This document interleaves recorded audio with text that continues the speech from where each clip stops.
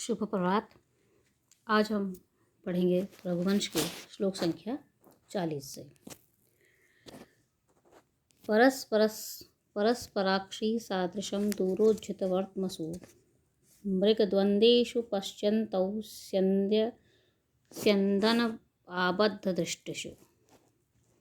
परस्पराक्षी सादृश्यम् अदूरोज्झितवर्त्मसु मृगद्वन्द्वेषु पश्यन्तौ स्यन्दन आबद्धदृष्टिषु। अदूरोज्झितवर्त्मसु, अदूर न दूर इति अदूर, जो दूर नहीं है अर्थात पास में है। समीप। उज्झितवर्त्मसु, उज्झित कहते हैं छोड़कर, त्यक्त। वर्त्मसु मार्गेषु, समीप त्यक्त मार्गेषु, पास ही लेकिन कैसा, मार्ग को छोड़कर। विश्वस्ता स्यन्दन आबद्ध दृष्टिषु, स्यन्दन रथ, आबद्ध असंचित युक्त, दृष्टिषु नेत्रेषु।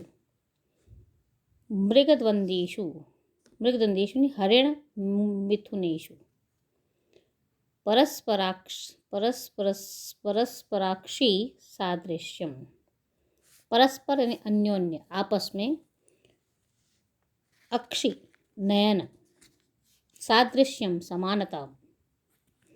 पश्यन्तौ देखते हुए, पश्यन्तौ तौ दंपति गुरु वशिष्ठस्य आश्रमं जगमतु, गुरु आश्रम के, गुरु वशिष्ठ के आश्रम की ओर रवाना हुए।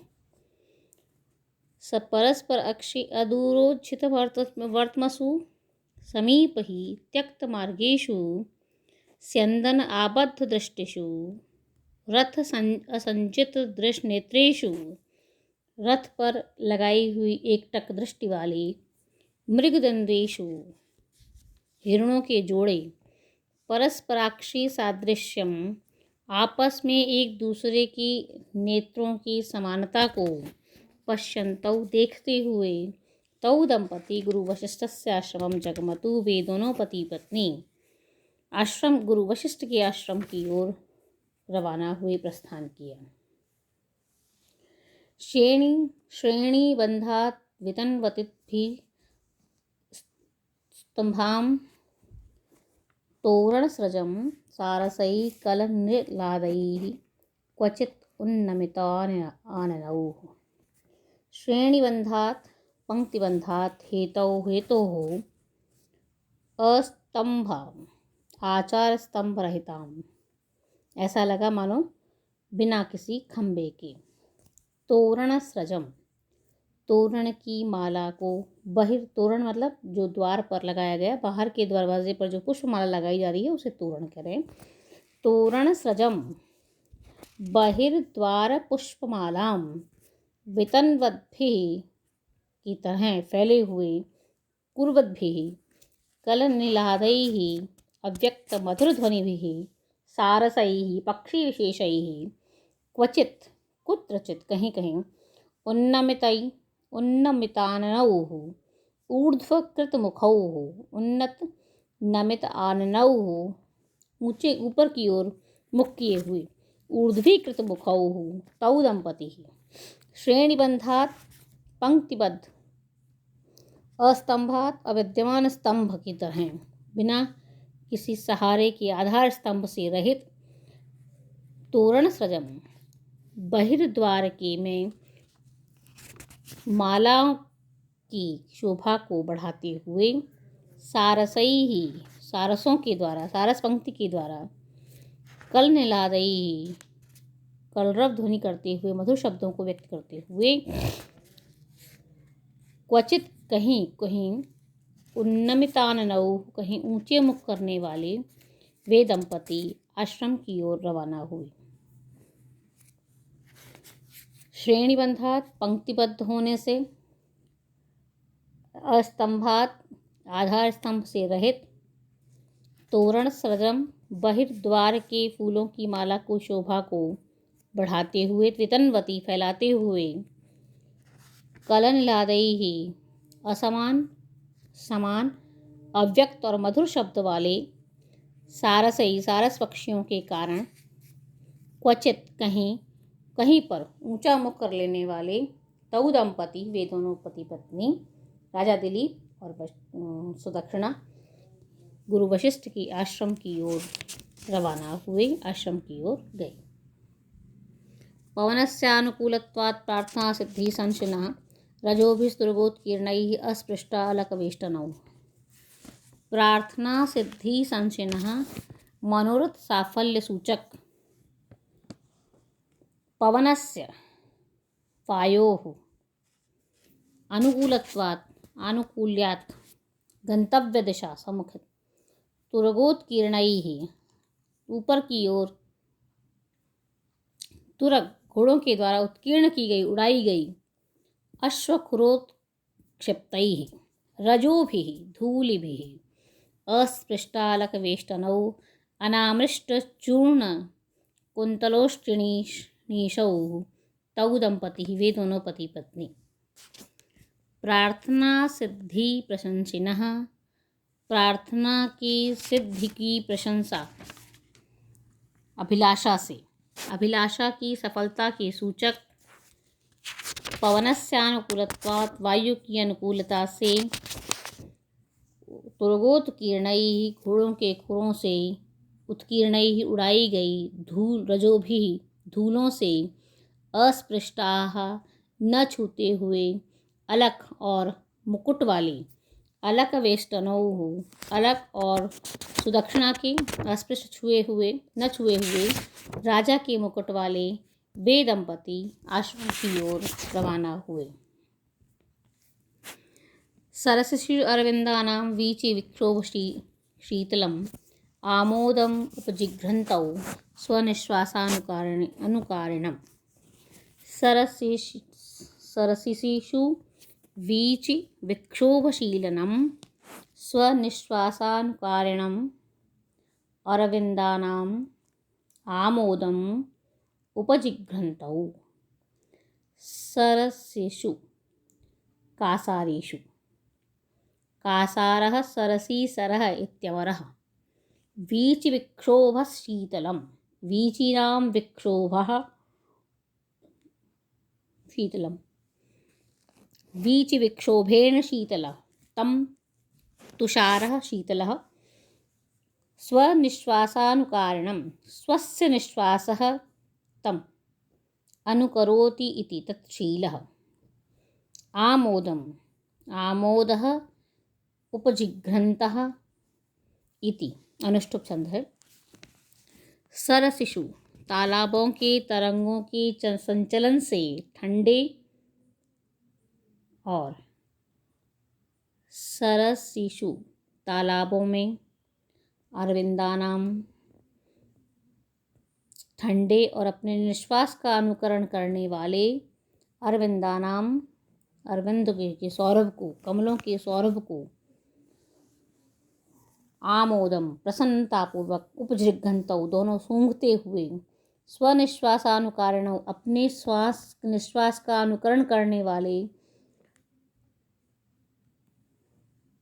आमोदम उपजिघ्रन्तम आमोदपूर्वक सौरभ को, उपजिघ्रन्तम सूंघते हुए, किसके सौरभ को? अरविंदानाम सौरभम आमोदम अरविंद के कमल के सौरभों को सूंघते हुए वे दोनों आश्रम की ओर रवाना हुए। ग्रामेषु आत्मविसृष्टेषु यूपचिह्नेषु यज्वनाम् अमोघाः प्रतिगृह्णन्ताम् अर्घ्यानुपदमाशीषः।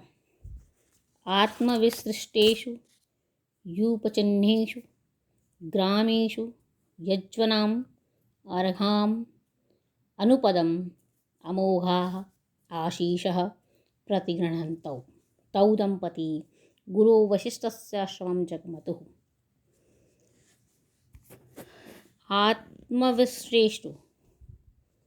आत्मविसृष्टेषु स्वदत्तेषु अपने दिए हुए, यूपचिह्नेषु दारु विशेष लक्षणेषु, ग्रामेषु गाँव में, जो गाँव उन्होंने अपने हाथ से दिए हुए थे वैसे उन गाँव में, यज्वनाम विधि पूर्वकम इष्टवताम याज्ञिकानां भावः। अर्घ्यानुपदम्, अर्घ्यानुपदम मतलब मधुपर्कस्वीकारान्तरम्। अमोघाः अनिष्फलाः सफलाः, अनिष्फलाः सफलाः इति भावः। आशीषः आशीर्वादान् प्रतिगृह्णन्तौ स्वीकुर्वन्तौ, अर्थात आत्मविश्रेष्टेषु अपने से दिए गए, यूपचिह्नेषु यूप चिन्ह वाले गाँवों में, ग्रामेषु गाँव में, यज्वनाम विधि पूर्वक यज्ञ करने वाले यज्वनाम, अर्घ्यानुपदम याज्ञिकों के अर्घ को ग्रहण करने के अनंतर, अमोघा सफल आशीर्वादाः आशीषः आशीर्वादान स्वीकुर्वन्तौ स्वीकार करते हुए, तौ दंपति आश्रमेषु आश्रमं जगमतुः वे दोनों दंपति आश्रम की ओर रवाना हुए। यही गवनीयं मादाय घोषवृद्धानाम् उपस्थितान् नामधेयानि पृच्छन्तौ वन्यानां मार्गशाखिनाम्।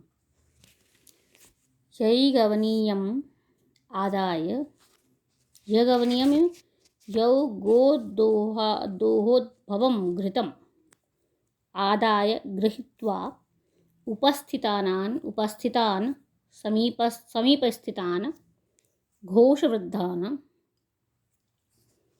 आभीरपल्लीस्थविरान् वन्यानां वने भावानां मार्गशाखिनां वर्त्मवृक्षाणां, मार्ग यानी वर्त्मवृक्षाणां जो मार्ग में उपस्थित जो शाखाएं हैं, वृक्ष हैं, नामधेयानि नामों को जिज्ञासमानौ पूछते हुए, पृच्छन्तौ तौ दंपति आश्रमं जगमतुः गुरु वशिष्ठस्य आश्रमं जगमतुः वे दोनों दंपति गुरु आश्रम की ओर रवाना हुए।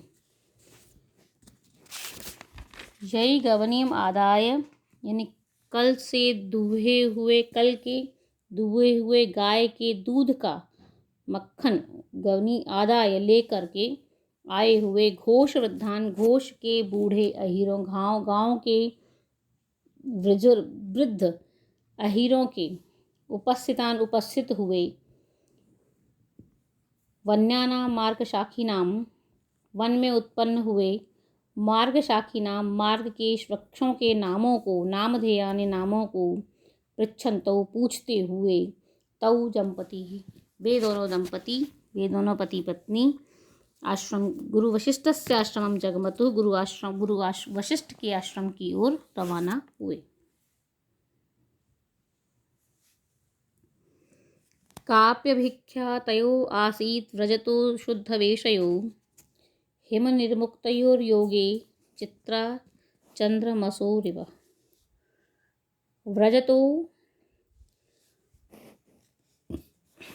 व्रजत इति व्रजन्तौ तयोः व्रजतो,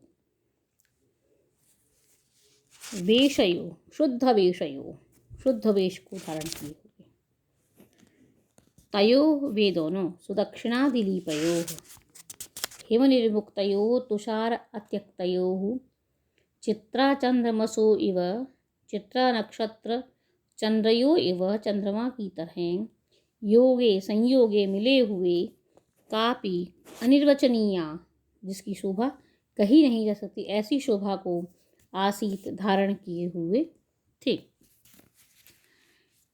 का अपि व्रजतो, सबसे पहले का अपि अभिख्या तयोः आसीत व्रजतो हिन जाते हुए, शुद्ध वेशयो उज्ज्वल वेश को धारण करने वाले, तयोः सुदक्षिणा और राजा दिलीप, हिमनिर्मुक्तयोः तुषार की छूटे हुए, चित्रा नक्षत्र की तरह, और चंद्रमसयो एवं चंद्रमा के समान, योगे संयोग में, काप्यभिख्या क्या शोभा थी, अनिर्वचनीय शोभा को उत्पन्न हुए थे, अनिर्वचनीय शोभा वाले थे। धन्यवाद। आज इतना ही। अगले व्याख्यान में हम श्लोक संख्या 47 से पढ़ेंगे। तब तक के लिए शुभम भूयात्, सुष्ठु भूयात्।